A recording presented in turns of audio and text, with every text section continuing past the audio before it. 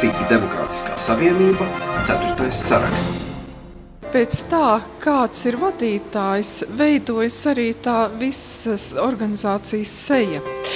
To es nebiju ievērojis tajos pirmajos gados, kad sāku vadīt partiju, kaut gan man tas termiņš arī nav tik pārāk ilgstoši.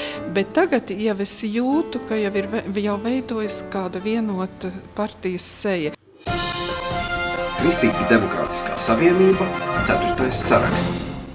Mēs pārstāvam šo sociāli atbildīgo tirgus ekonomiku, kur ir pārbaudīts modelis, aprobēts Vācijā, pēckara Vācijā, tūlīt pēc kara, kad Vācija bija kara sagrauta un praktiski ekonomiskās attīstības ziņā pilnīgi bezcerīga, tika piemērots šis ekonomiskais modelis sociāli atbildīgā tirgus ekonomika, kurā tāpat tirgus ekonomika ir pamatā, bet tomēr tā tiek ierobežota ar valsts varu, it īpaši krīzes laikā, kad tas ir nepieciešams, lai nepieļautu finanšu plosīšanos un lai nepieļautu nevienlīdzīgu konkurenci un lai nepieļautu monopolu uzņēmumu izveidošanos, kas faktiski šobrīd ir izveidojies Latvijā. Galvenais man moto, tas ir cilvēks. Ja mūsu darbībā mēs redzam cilvēku kā centru, apkārt kurā visa notiek, un viss ir pakļauts tā cilvēka interesēm, tad viss notiek kas normāli. Mūsu šodienas vairāki politiķi runā par tādām lietām, kā tur glābt Latvijas ekonomiku, kāda būs tur izaugsme, kādas tur darīšanas ar to būs apkārt. Es domāju, ja tā ekonomika būs orientēta tikai uz to, lai cilvēkam no tā būtu labi, neatkarīgi no tā, būs pasaules ekonomiskas izaugsme vai būs dziļa depresija, bet ja mēs domāsim par cilvēku, kā cilvēks jūtīsies tādos vai citos apstākļos, tad es domāju, mums nebūs bailes ne no kaut kādiem lidojumiem, ekonomiskā attīstība uz augšu vai straujiem kritieniem, kurus mēs varam sagaidīt no pasaules ekonomikas ietekmes uz mums. Kristīgi demokrātiskā savienība, 4. saraksts. Mēs savu partiju būvējam uz tā saucamā kopējā labuma principa. Un tas ekonomiskais modelis, par kuru mēs arī runājam savā programmā, sociālā tirgus ekonomika, īstenībā citiem vārdiem sakot, tas ir šis kopējā labuma princips.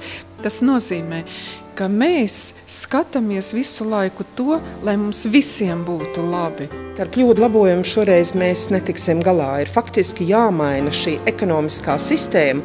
Vispirmām kārtām mums ir jāprot un jāsaņemās drosme atzīt to, ka mēs esam gājuši nepareizi ceļu šos 20 gadus, ka mēs esam pieļāvuši kļūdas. Mēs neesam par to, ka tūlīt kāds ir, tā teikt, jāliek cietumā. Ļoti iespējams, ka kāds arī būtu jāliek par būtiskiem ekonomiskiem noziegumiem, kuriem nevar būt noilguma.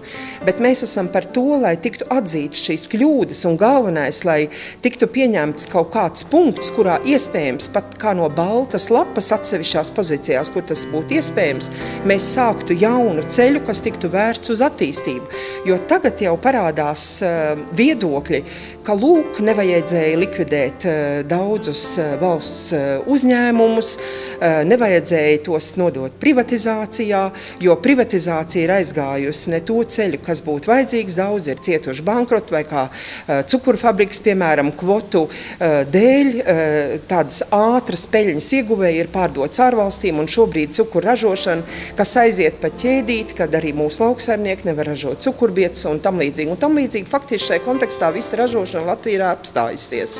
Kāpēc tāda netaisnība, redzot vienus viena var taisīt pārkāpumus, viena nevar, viena zog, viena nezog, vai nu zog, vai nu nezog.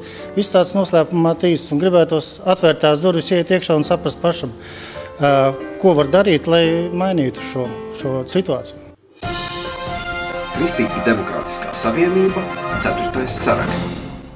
Tūlīt pēc tam, kad izveidojās un nubinājās neatkarīga Latvija, sāka veidoties tās saucamās korporatīvās sabiedrības, un kur mēs tas bija tā saucamais klubs 21, kad vēl ārpusē skanēja teiksim, neatkarības saukļi, bet klubā 21 jau tika kaltas schēmas, kā pārdalīt, kā sadalīt šo valsti, kā privatizēt uzņēmumus. Un tagad pat sāk atklāti nosaukt tās telpas, kurās ir notikušas sarunas atsevišķu personu kontekstā, kā notiks šo uzņēmumu privatizācija. Iespējams, ka bija jānotiek šai uzņēmumu privatizācijai, tikai jautājums, kā interesēs valsts un sabiedrības vai atsevišķu grupu interesēs. Un ļoti spilgs piemērs tam ir, piemēram, certifikāti. Kā izrādās, Ivara Guļmaņa laikā, acīm redzam, šī certifikāta ideja ir paņemta no Korejas, ka lūk, tur esot īstenota ļoti laba valsts uzņēmuma privatizācija. Bet kas izrādās? Ka tā ir notikusi 30 ģimeņu interesēs, tādā veidā, kas faktiski tika realizēts pie mums. Šis skaitlis, diemžēl, nav nosaukts, cik mums ir ģimenes, bet žurnālā Kapitāls mēs šad un tad varam saskaitīt tos miljonārus, un diez vai visu viņu bagātību ir cēlusies no pašpelnītā. Ļoti daudzas ienākuma avoti ir nākuši tieši no valsts un pašvaldības uzņēmumu privatizācijas. Ka ļoti daudzi mūsu politiķi, viņi mīl runāt par to, par tautu, ka viņi rūpējas par tautu, bet tā pāanalizēt visu tas darīšanas ir acīm redzams, ka visi tie mūsu ekonomiskie pasākumi vērsti uz to, lai palīdzētu kaut kādai konkrētai finansu grupai vai cilvēku grupai dabūt kaut kādus labumus no valsts. Kristīgi Demokrātiskā savienība, 4. saraksts. Šobrīd ļoti aktuāls jautājums ir par to, kāds ir mūsu ekonomiskais modelis Latvijā. Kā zināms, 20 gadus Latvijā tika realizēta liberālā ekonomiskā politika.